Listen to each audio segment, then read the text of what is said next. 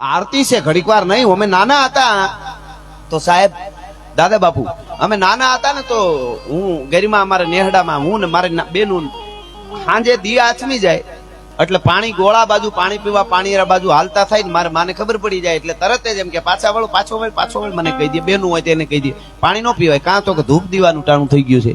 હવે આરતી ધૂપ દીવા થઈ જાય અડધી કલાક પછી પાણી ન પીવાય ખાવાનું પછી. આ આપણું હતું ઈ હોય ને ત્યાં સુધી જ ભાણ જાગતો રહે આપડા. ઈ ઉગે છે ઈ તો ઉગે જ છે પણ એની નોંધ તો કરવી જોઈએ ને. હુરજની સાક્ષી તમે જુઓ. અને સાઈ નેહડી મને સાહેબ કહેતા હતા હમણાં તળાજા એભલવાળા અહીંયા હરવૈયા રા નું આ પામ તો પરંગણું કહેવાય. ઘણા બધા હશે રા. હા રા માં એક જ શબ્દમાં બધું આવી જાય. કેટલી કથાઓ મને આમ અંદરથી ધક્કા મારે પણ જે બાજુ મારે વળશે એ બાજુ બધું આવી જાય મને. કારણ કે ઘણું બધું છે એટલે કહેવાનો અર્થ મારો એટલો જ છે અહીંયા કે આ સાઈ નેહડી જે સૂર્યચંદ્રની શાખે એભલવાળાને સૂરજની શાખે એભલવાળાને બચાવ્યા હતા એનો પણ ઇતિહાસ જોડાયેલો છે. અહીંયા ભોળોનાથ અને અહીંયા રાજાજીની ખાંભી પણ મેં અહીંયા હમણાં ગયા અમે એમની પણ અહીંયા વગડામાં ખાંભી છે.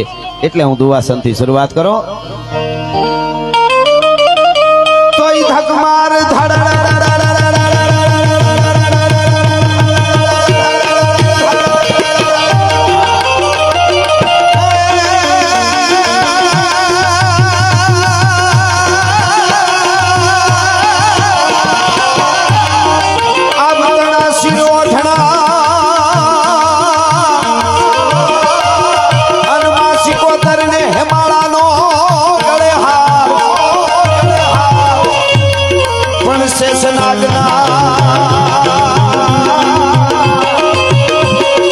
માતાજીના પગે હાકલા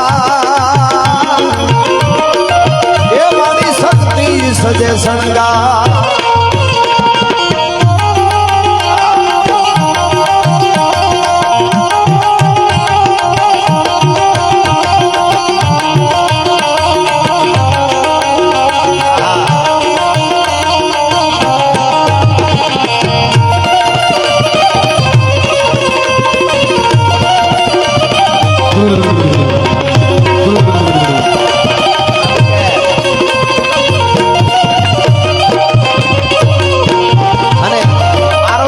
દુહો છે દાદા હુરજનો હું સારતો ત્યારે લખેલો સાંભળજો મારો જ લખેલો.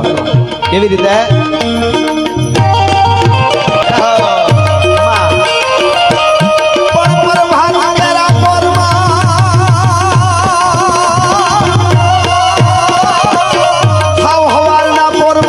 કોઈ નારાયણને નમી જાય એનું આ જુલમી જગતમાં કે નહીં કોઈને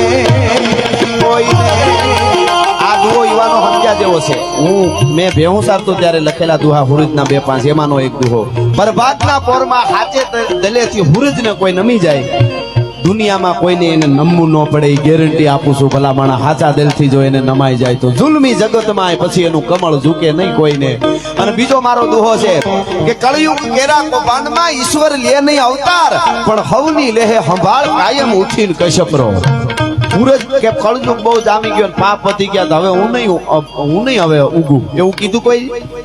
અને બીજું ઈશ્વર લે નહીં અવતાર એમાં મનડું થોડુંક મૂંઝાય. આ મારા જ દુહાઓ છે. ઈશ્વર લે નહીં અવતાર એમાં મનડું થોડુંક મૂંઝાય પણ આદિત ઉગે નહીં તો જગનું જોખમ થાય ભલા માણસ હો. હા એવો હુરજ ભાણ એવો ડાડો. એટલા માટે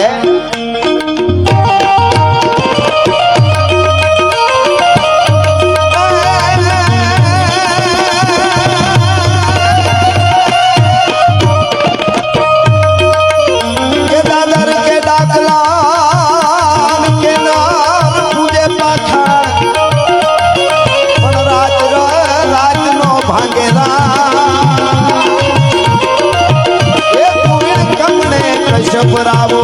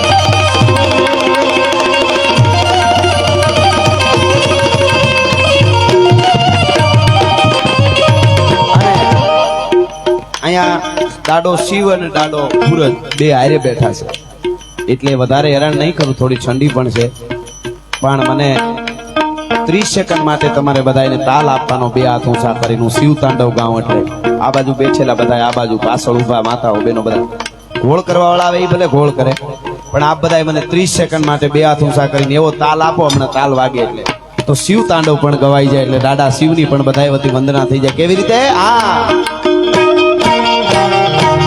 બધા જટાટવી ગલે જલમ પ્રવાહ પાવિત સલે ગલે વલ્લમ કલમિતમ ભૂતંગ તુંગ માલિકમ તમન તમન તમન તમન તાદવં તમર્વયં સકાલ દંડ તાંડવં તનો તો ના શિવા શિવમ જટા હસમ રમમ રમમ પતિંદરી વિલોલમી ચિમલ્લરી